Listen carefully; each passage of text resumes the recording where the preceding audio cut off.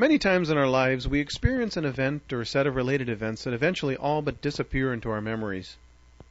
The intricate details of what we experienced erode until often only a faint silhouette of what that experience was remains. I've discovered that creative nonfiction writing can be a kind of archaeological dig into our memories. When we start writing of our past, our memories are stirred and details of our history, sometimes long dormant, can be sometimes uncovered and brought to the surface once again. If the time we're writing of is a time from long ago, we can see that experience through a different lens, a more mature lens, a lens that has been developed by living and aging and experiencing more of what life is. I believe that often when we go through a time in our lives, such as a relationship, a vacation, or a tragedy, we really don't soak it in and ponder it as fully as we could as it's happening. For me, a beautiful thing to do is to re-examine events in our lives and try to experience them again in writing. These memories can then become what wine is to grapes. The wine is achieved only through time. The memories become treasures as time goes by, and we can re-experience them again to some extent by writing of them. This story is a depiction of a vacation my family took when I was a young boy. Before I started writing, I didn't realize how many neat and interesting things happened to me there. I remembered bits and pieces, but after interviewing my family and stirring my memory through writing, I saw the trip we took again, in a beautiful new way. Probably a better approach to this style of writing is to have a journal of your life's events, and then use that as an outline for deeper writing at some point in the future. Some things can become virtually impossible to recover from our memories if enough time goes by, but then again sometimes not. It helps to have others that you can talk to that experienced something alongside of you, so that you can renew your memory about it. I wrote this story not to be published, but to have as a keepsake for our family and friends, so that we could all enjoy a fun experience again, and renew its memory in our lives. As a child, life seems so new and fresh, and you seem to experience feelings that kind of fade away as an adult. For me, this trip provides memories of those special emotions and feelings that I had as a child. When I was growing up in Eagan, Minnesota, I was very fortunate to have a father who worked for an airline. Because of this, we were able to travel relatively often and enjoy some of the vast variety of the world's sights, sounds, and smells. It is regarding one of these travels that I write.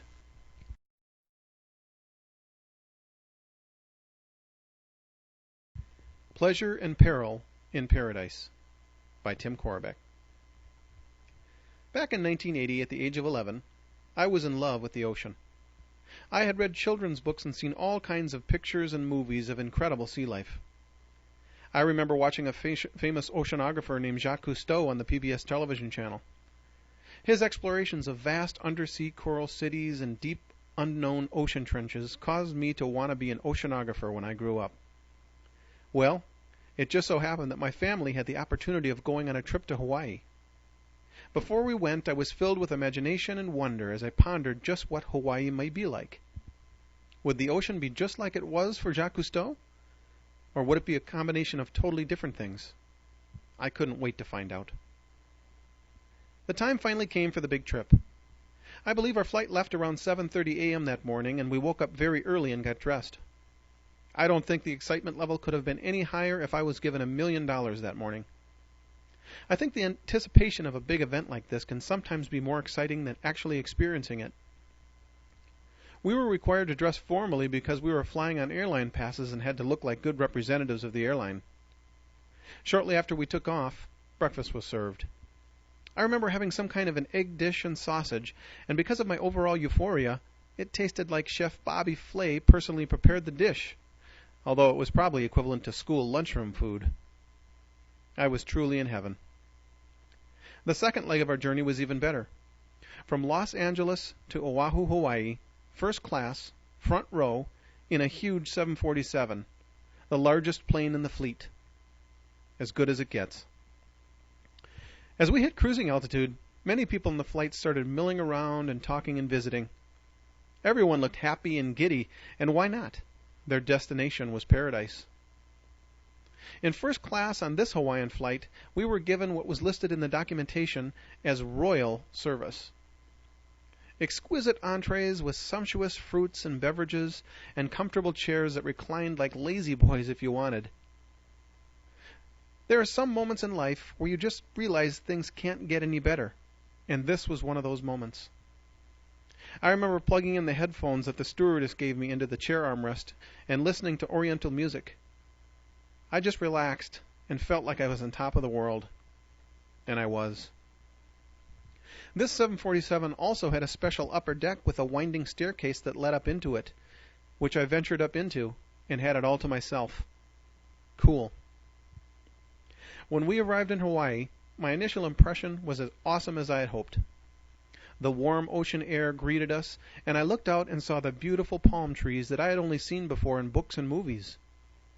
The ocean was an exquisite blue-greenish color I didn't think water could be.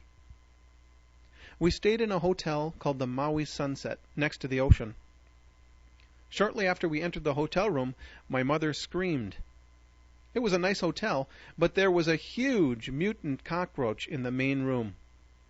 My father heroically grabbed a nice soft couch cushion and proceeded to slam the cockroach into the floor.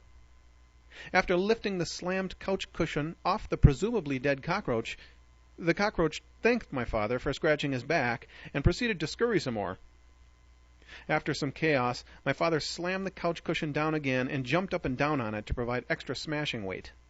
That did it. The cockroach was 2.5 to 3 inches long. Early the first morning, I realized I wasn't dreaming, and I ventured out to the shoreline next to the hotel and started exploring. I was big on exploring at home, but now it was as if I had reached the highest possible point of earthly explorational pleasure. It was a surreal moment in time. The ocean was indescribably awesome. The sound of the waves and seagulls, along with the glitter of morning sunlight off the waves, served to enhance the feeling that what I was experiencing was a dream. If only there was a switch on the side of my watch that I could set to pause and stop time for a while. Walking along this shoreline, I began scanning out the shallow water, looking at the mysteries of the sea.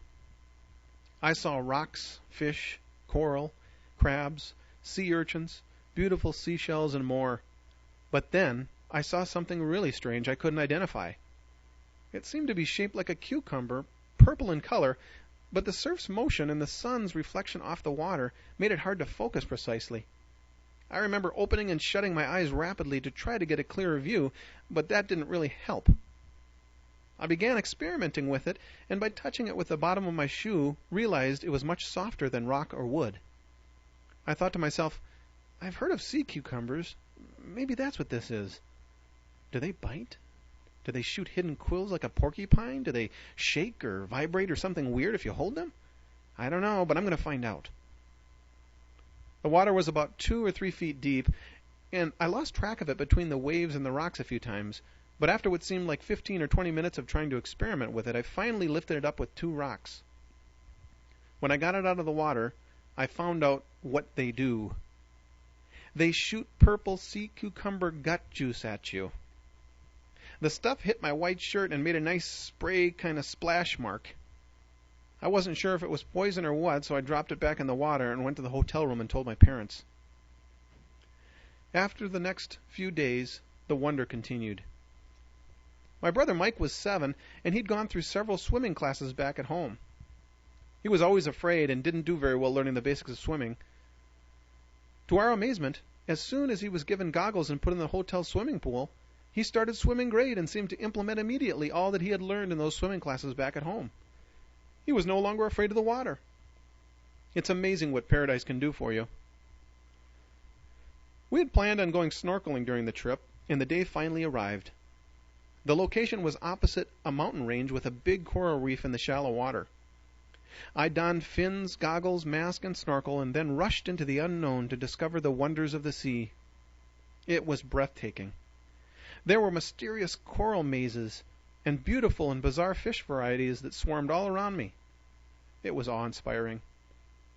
As I started snorkeling, I remember hearing the loud whoosh of my breath going in and out of the snorkel.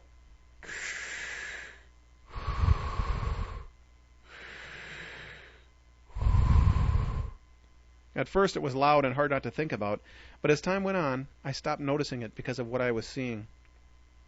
I would say the water was about 8 feet deep on average, although it was so captivating, I had one strong fear: barracudas. I was told that the ocean had barracuda in it and that adult fish were very large and would attack humans on occasion. Everywhere I looked I observed with wonder, but watched carefully for a long, slender fish with big teeth that may lunge at me and cut a large gash in me with its razor-sharp teeth. Along with the amazement of the underwater world was the fear that death may be lurking around any coral corner. The coral was formed so that there were channels of sand between the coral walls. It was almost like swimming through a maze, except that I was mostly above it.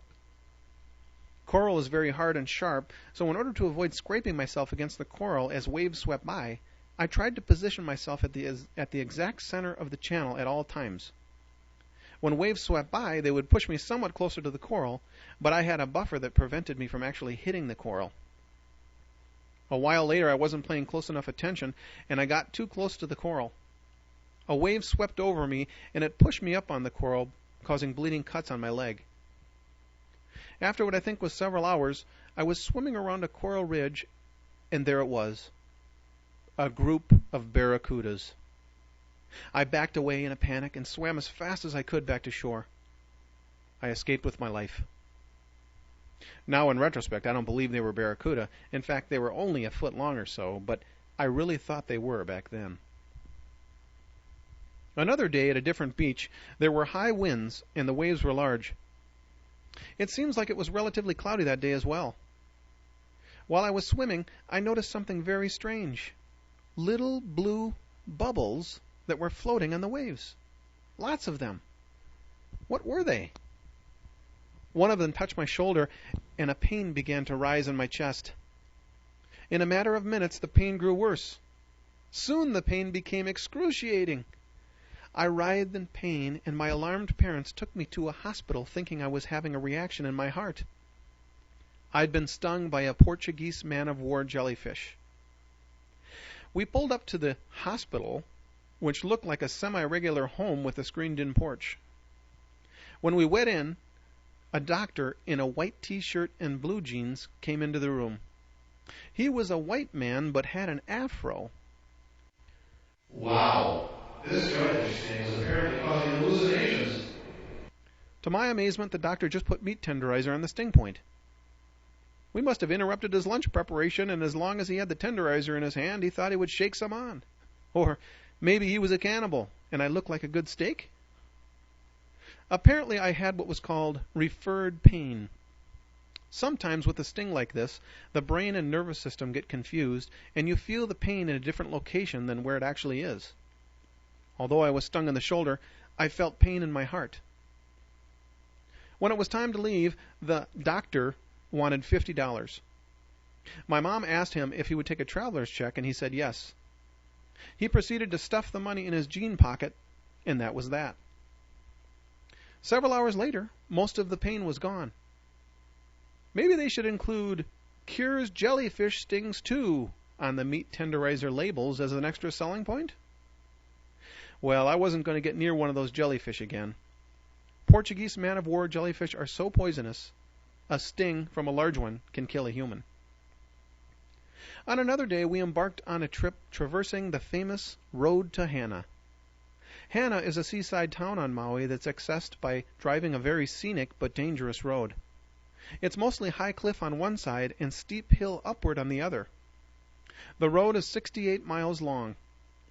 A typical trip to Hana takes about 3 hours, as the road is very winding, very narrow, and passes over 59 bridges, 46 of which are only one-lane bridges requiring oncoming traffic to yield and occasionally causing brief traffic jams if two vehicles meet head-on. There are approximately 620 curves in the road to Hana, virtually all of them through lush, tropical rainforest. Many of the concrete and steel bridges date way back to 1910. It may be different now, but when we were there was no guardrail to prevent you from driving off the edge of the cliff, and it was always somewhat frightening. At one point, we had to stop and wait along with many other people because cows had decided to rest in the center of the road, forming a roadblock. After all these adventures, it was time to return to normal life and head home. I don't really remember much about the trip home, except that when we were trying to get back, we were running late, and we were literally running through the airport. We notified someone of our plight, and they called to the gate ahead of us. They actually held the plane for us. We got the last 4 seats on the aircraft as pass flyers. A minor miracle.